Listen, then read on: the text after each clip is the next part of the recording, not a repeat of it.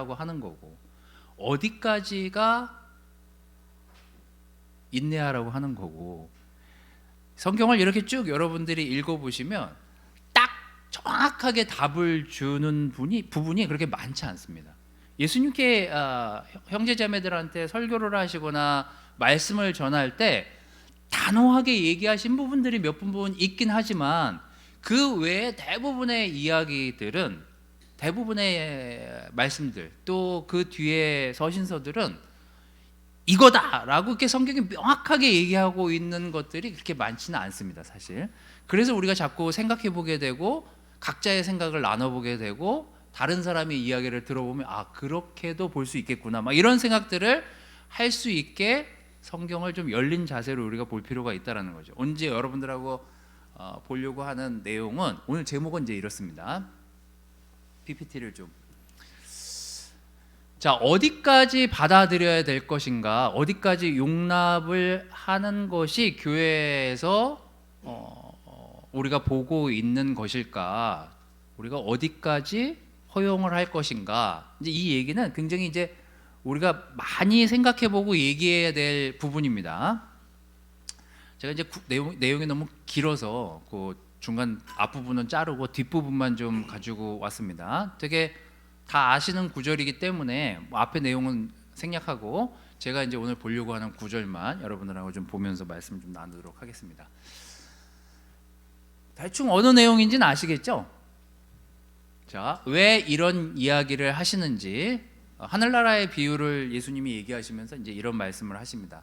우리 여기 젊은 분들이 많이 앉아 계시고, 덩달아 다 함께 젊어진 분들이 계시니까 함께 같이 말씀을 좀 읽어보도록 하겠습니다.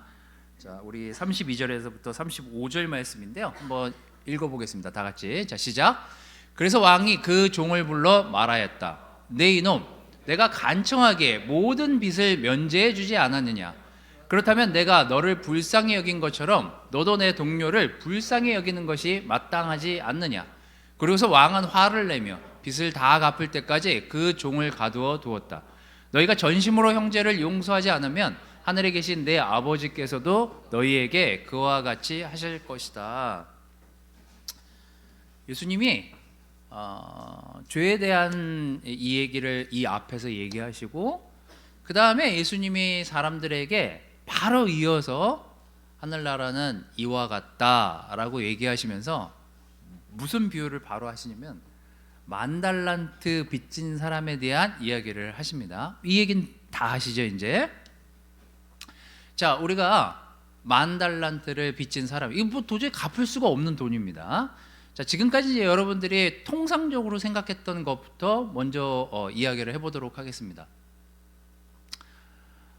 여러분들이 10,000달란트 그냥 뭐 한 몇 조 빚졌다고 생각하시면 되겠습니다. 그냥 여러분들이. 자, 이제 제가 여러분들에게 돈을 빌려준 사람이에요. 3조를 빌려줬는데 3조를 까먹었어요. 그래서 제가 빚을 갚으라고 했죠. 경훈이한테 3조 내놔. 빌려갔으니까 뭐에 썼는지는 잘 모르겠어요. 경훈이가 하여튼 3조를 빌려줬는데 안 갚았어요. 그래서 이제 대문 텄죠. 돈 내놔. 이제 이렇게 된 거예요. 죄송합니다. 이렇게 됐어요. 자, 그러면 이제 저는 할 수 있는 게 뭔가요? 자, 저 친구를 이제 제가 돈을 빌려준 것까지는 확인했으니까 저 친구한테 돈을 받으려고 노력을 하든지 포기하든지 둘 중에 하나를 하겠죠. 자, 무슨 상황인지는 모르겠습니다. 이 예를 든 것이. 하지만 이 주인이 처음에는 빚을 갚으라고 요청을 하긴 했어요. 너 최선을 다해. 너 아내도 팔던지, 굉장히 좀 잔인하게 얘기는 했어요. 너 아내를 팔든지 자녀들을 팔든지 어떻게 해서든지 변제해 라고 처음에는 제가 얘기를 했어요. 근데 누군가로부터 사정을 듣게 돼요.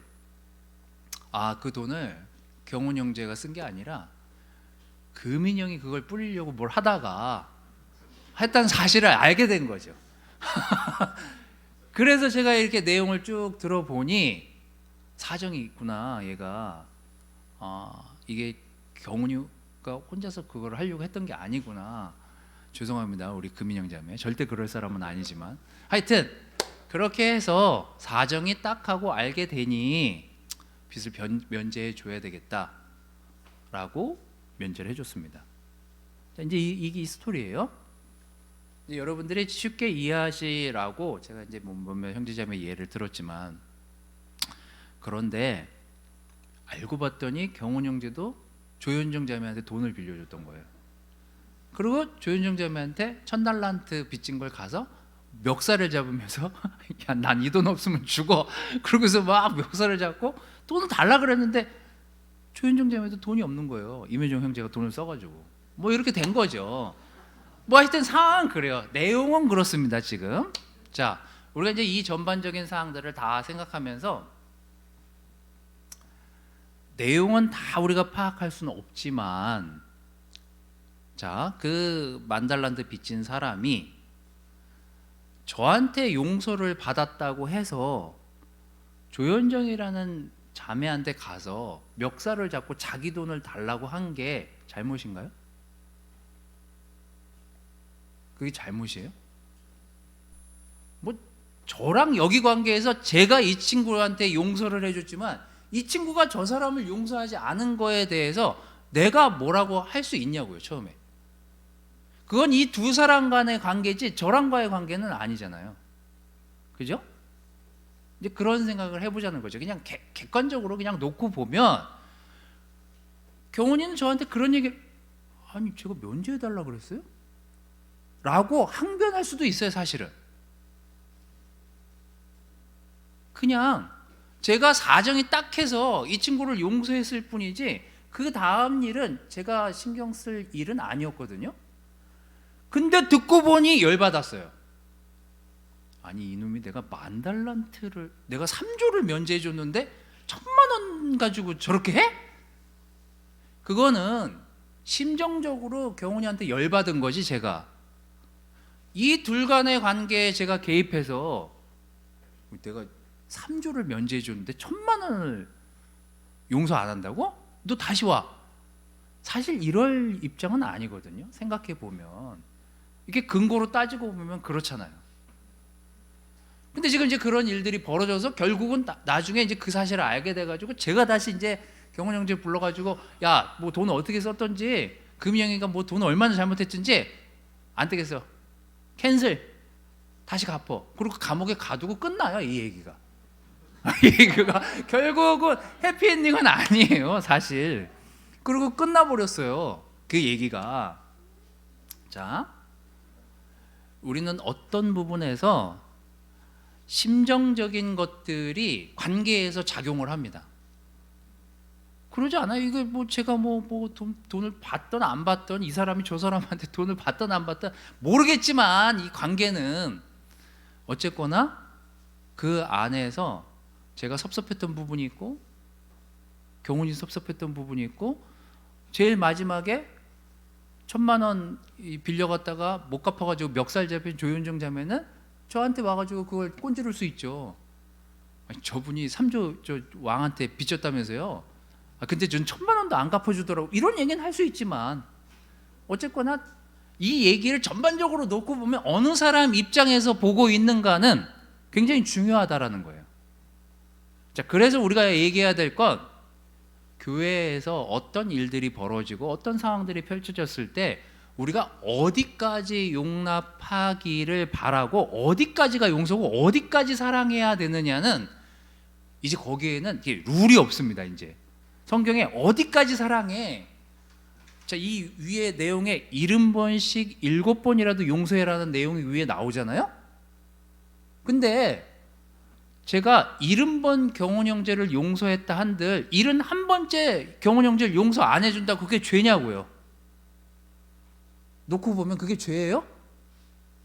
다른 사람 입장에서 야, 70번 용서한 것도 대단하다, 3조까지 빌려줬는데 떼먹혔는데, 이렇게 생각할 수도 있잖아요. 자, 그래서 성경에서 얘기하는 것들이 또 우리가 현장에서 받아들일 때 저걸 어떻게 받아들일까에 대한 건 또 각자 생각하고 각자 경험한 게 다르기 때문에 다 판단이 다를 수 있다는 거예요. 저 정도 사랑도 못해? 70번씩 사랑하라는데 70번씩 7번 사랑을 하는데 70번하고 71번째 사랑을 못해? 에이 목사님 치사하네, 이렇게 받아들이는 사람도 있고, 70번씩이나 사랑해 주셨네? 이렇게 생각하는 사람도 있다는 거예요. 자, 우리가 어디까지 용납을 할 것인가 라는 부분이, 그런 부분에서 우리가 한번 좀 고민해 보고 생각해 봐야 될 부분이라는 것입니다. 자, 용납의 기준이 뭘까요?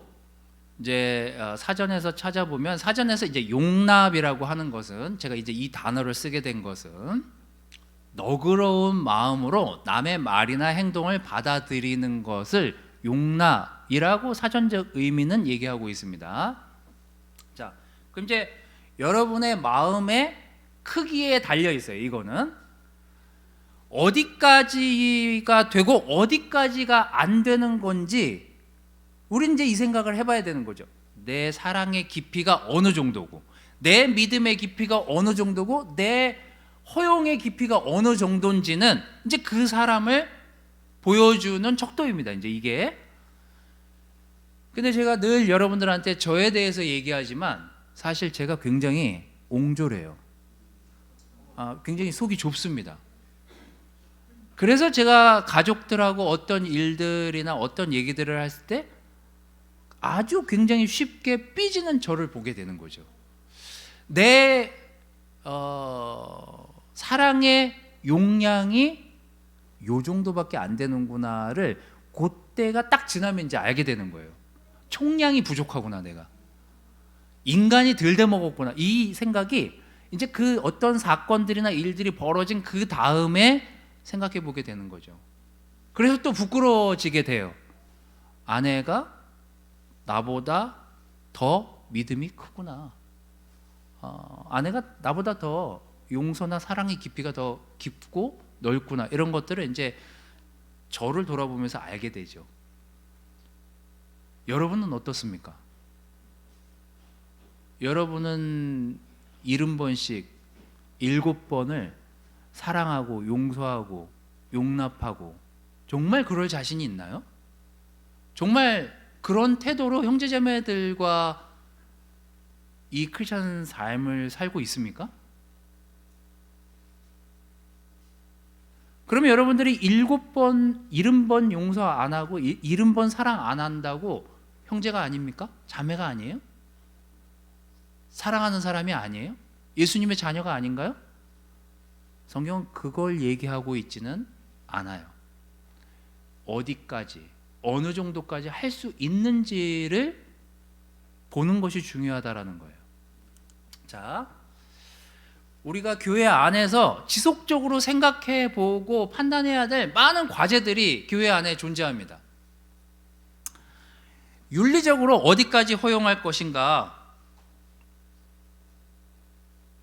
이러면서 이제 나 때는 이제 이런 거 나오는 거죠. 나 때는 저의 교회에서 이제 좀 50대 줄에 들어선 형제자매들이 지금 여기 이제 20대에 있는 청년들이 되게 많으니까요. 이제 여러분들을 보면서 이런 생각하는 거죠. 나 때는 교회에서 새벽에 나가서 기도하자 그러면 나오고, 청소하자 그러면 7시부터 청소하고, 그리고 출근하고 성경 공부 중간에 하고 큐티하고, 저녁에 또 모여서 성경 공부하자 그러면 성경 공부하고 했는데, 요즘 애들은 이제 이렇게 되는 거죠. 그러면 그게 잘못이냐고요. 20대 청년, 지금 여기 지금 그 캠퍼스를 졸업하고 막 지금 직장에 들어가신 분들이 저희 이제 목사한테 이제 저한테 이제 한 얘기들을 제가 이제 되돌아보고 있는 중이에요. 이런 얘기 했어요. 제가 프리틴 캠프를 막 어느 날 필 받아가지고 프리틴 캠프하고 막, 여러분 아시잖아요. 뭐 프리틴 캠프하고 팀 캠프하고 막 이랬어요. 거기 대부분의 레슨에 이 강제로 불림을 당한 사람들은 사실 여기 있는 지금 대학 졸업한 여기 직장들, 이분들이 헌신을 안 했냐? 헌신했어요, 나름. 그러니까 지시는 거예요, 이분들도. 되게 잘 지내니까 제가 볼 때는 되게 잘 지내가지고, 야, 너 영필 저 틴에 와서 레슨 좀 해줘. 저만 부르지 않을 거 아니에요. 뭐 틴에서 부르고 주일학교에서 부르고 막 불러요. 언니 오빠들이고 막 애들이 막 저보다는 이 언니 오빠들을 좋아하니까, 형 누나들을, 갭도 적고 죄진 것도 자기네랑 비슷하고 막 하니까, 그러고서 걔네들한테 인기가 많으니까 저는 적극적으로 여기 있는 분들로 이제 데리고서는 그 일들을 한 거죠. 근데 이분들이 저한테 어느 날 지쳤어요, 힘들어요. 근데 그게 잘못이냐고요. 제가 볼 때 제 기준의 윤리와 제 기준의 사회 문화로는, 야, 나 때는 진짜 아침에 들어와가지고 저녁 9시 10시까지 교회에 있다가 들어갔는데 뭐하나, 이러다가 이제 싸우는 거죠, 20대랑. 이제 이게 교회 안에서의 과제들이에요. 교회라는 곳이 오면 즐겁고 기쁘고 막 모여가지고 막 놀고 정말 이렇게 영적으로 막 되살아 나가서 가야 되는데, 왠지 교회 왔다 집에 가면 방전이 되고 있는 자신을 보면서 어디까지 헌신인가, 어디까지가 이 사랑인가, 내 사랑의 깊이가 내가 적어서 지금 이런 태도를 갖는 건가. 그러고서 막 교회에서 또 한 소리 듣고 가면은 집에 가가지고 막 머리 막 쥐어뜯고, 내가 정말 하나님 너무 사랑 안 하나 보다. 6시간밖에 교회 안 있었는데 저분은 막 10시간씩 저렇게 했다는데, 막 이러고 또 갈등하면서 있는 사람들도 있는 거죠. 자, 제가 미국에 갔을 때 저희가 한때 또 저희 와이프도 그렇고 저도 그렇고 되게, 저는 와이프보다는 좀 덜 보수적이긴 하지만 하여튼 제가 뭐 미국에 갔는데, 이게 또 서부랑 동부랑 또 기준이 다른 거예요. 이 서부의 어떤 교회들, 그 백인 분들이 많이 사는 지역은요 굉장히 보수적입니다. 같은 교회지만 뭐 옷 입고 들어오는 것부터 다 이제 보는 거예요. 뭐 팔은 좀 자매들은 팔 좀 길게 입고 치마도 좀 길게 입고 그러고 오십시오. 굉장히 보수적이에요. 근데 뭐 동부 쪽 예배를 갔더니 막 반팔이고 슬리퍼 신고 막 이러고 교회 왔는데 막 아멘 뭐 이러고 그래도 가만히 있어요. 그럼 이거 기준이 뭐야? 난 서부에서 배웠는데 동부는 또 안 그러네. 그러니까 이런 문화적인 특징들. 여러분들이 한국 교회, 저는 이제 한국 교회사를 공부를 많이 이제 지금도 하고 있지만, 옛날에 우리 그 일제 강점기 지나서 한국이 선교사들이 막 들어와가지고 선교를 할 때, 그때 선교사들이 진짜 대박 엄청 싸운 게 뭐냐면은요, 교회에서 양반들이 교회 나오고 막 천민들이 교회 나오고 막 교회가 한꺼번에 막 교회 나올 거 아니에요. 근데 이게 문제가 뭐였냐면, 예전에 첩이라는 게 있었어요. 그러니까 우리나라에도 일부 다처제가 있었던 거예요. 근데 그거를, 야, 이거 한국 문화니까 받아줘야 되는 거 아니야? 이런 선교사가 있었고, 야, 그게 무슨 말이나 돼? 그 무슨 구약 시대야? 일부 일처제가 돼야지? 근데 이게 그때 당시에는 엄청난 이슈였어요. 지금 별 이슈 아니지만 이거 갖고 교회가 갈라졌어요. 완전 선교사들이 같이 목회하러 들어왔다가 자기네들끼리 싸워가지고 반쪽이 난 거예요. 자, 지금도 마찬가지. 이런 일들은 지금도 교회에서 비일비재하게 일어난, 어디까지 그 문화를, 그 나라의 문화를 존중하고 받아들일 것인가, 이거 갖고도 우리는 싸우잖아요. 어디까지 징계할까, 이거 갖고도 싸우잖아요. 자, 굉장히 중요한 문제라는 거예요. 자, 그래서 용납이라고 할 때 우리가 어디까지 받아들여질 건가, 어디까지 받아줄 건가를 우리가 어떻게 생각하고 어떻게 정리를 하냐고요. 이런 게 우리 안에서 건강하게 정리가 돼 가는 과정이 교회 안에서 우리가 해야 될 커다란 숙제 중에 하나라는 거예요. 자, 마태복음 18장 32절. 그래서 왕이 그 종을 불러 말하였다. 내 이놈, 내가 간청하게 모든 빚을 면제해 주지 않았느냐.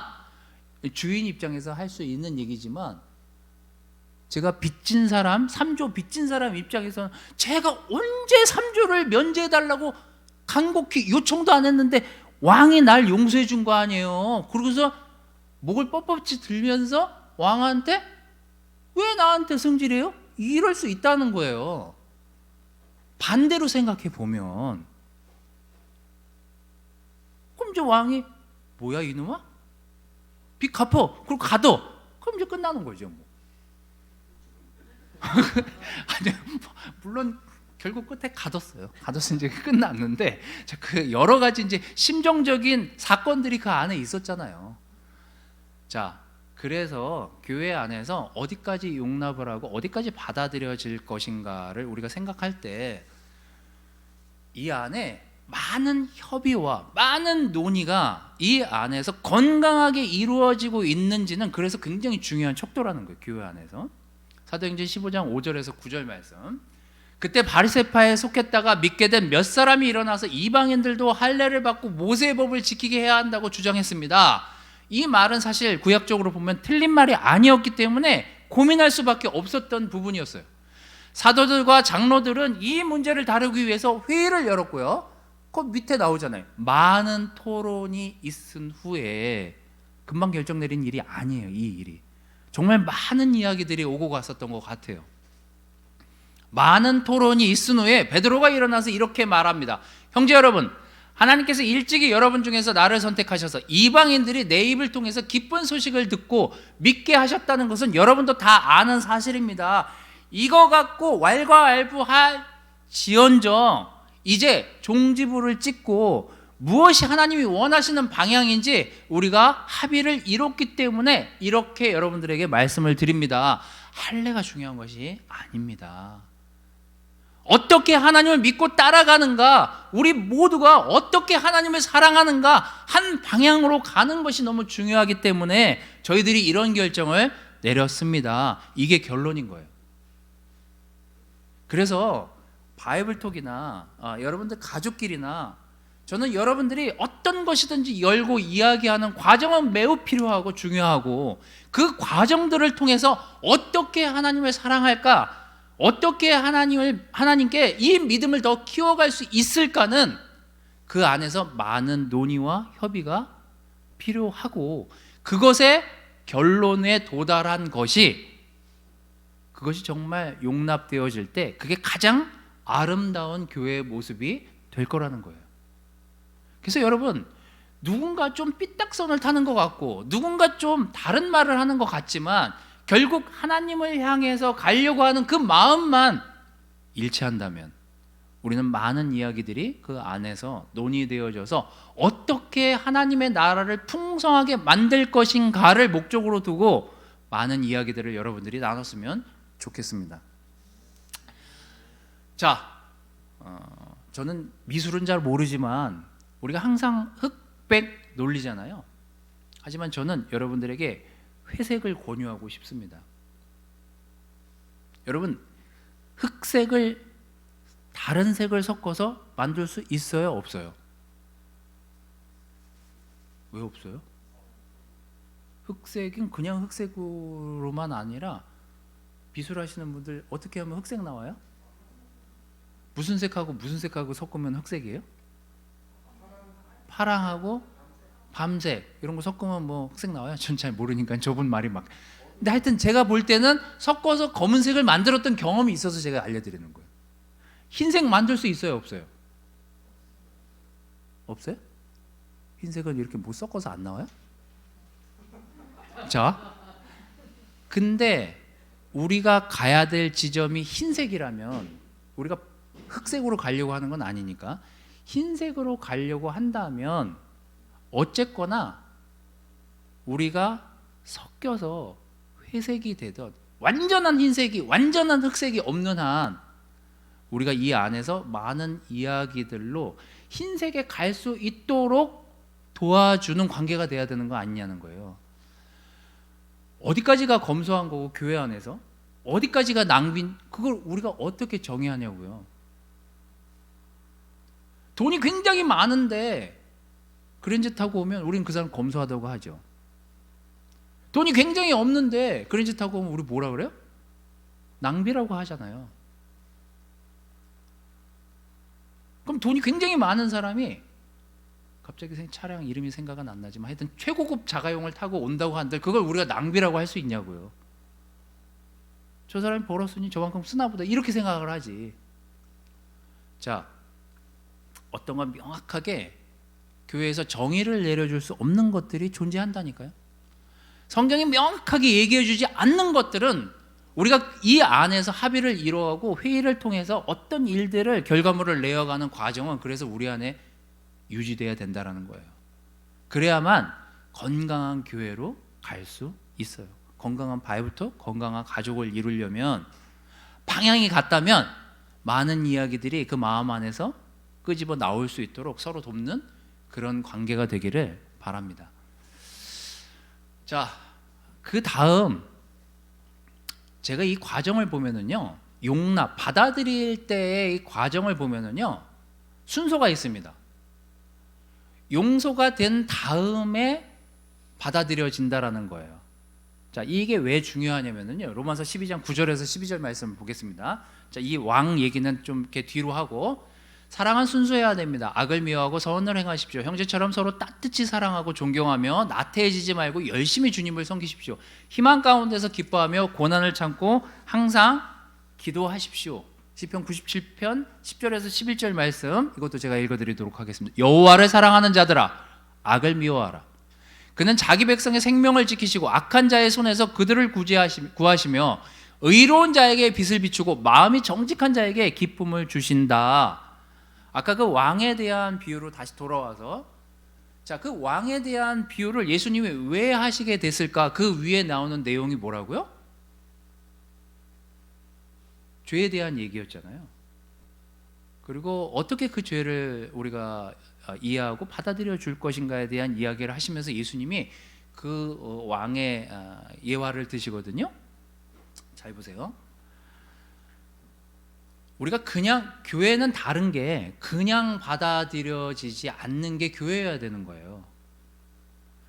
자, 세상에서 사랑이라고 하는 개념을 세상에서 사랑 해보셨나? 저는 이제 뭐 사랑 많이 해봤으니까, 썸도 타보고 막 저희 이런 거 막 해봤으니까 죄송해요. 이게 막 해봤으니까 제가 이게 그냥 사랑이 달달하지 않아요. 그냥 뭐 이렇게 우리가 막 드라마 같은 거 보고 막 알콩달콩 막 소름 끼치고 막 이런 거 있잖아요. 사랑 몰라요 그런 거? 하여튼 자, 사랑이 그래요. 그러니까 그냥 세상에서 얘기하는 사랑은 막 그러니까 찌릿찌릿하고 뭐 이런 거 알콩달콩 뭐 이런 거. 근데 교회에서 사랑은 다른 거예요. 교회에서 사랑을 우리가 배워야 되거든요. 교회에서는 그냥 사랑이 아니에요. 사실은 교회에서 하는 사랑은 가르쳐 주고 난 다음에 사랑이에요. 뭘 가르쳐 줘요? 자, 이건 나쁜 거야, 이건 죄야, 이건 어두운 거야, 이건 악이야. 그래서 그게 본인한테 기준이 생긴 다음에 그 사람이 그 기준에 의해서 뭔가 잘못을 하고 죄를 졌으면 그건 너가 사과해야 돼. 그건 죄야, 그건 문제야. 그걸 얘기해 준 다음, 그 다음이 사랑인 거예요. 교회에서 사랑은 그래요.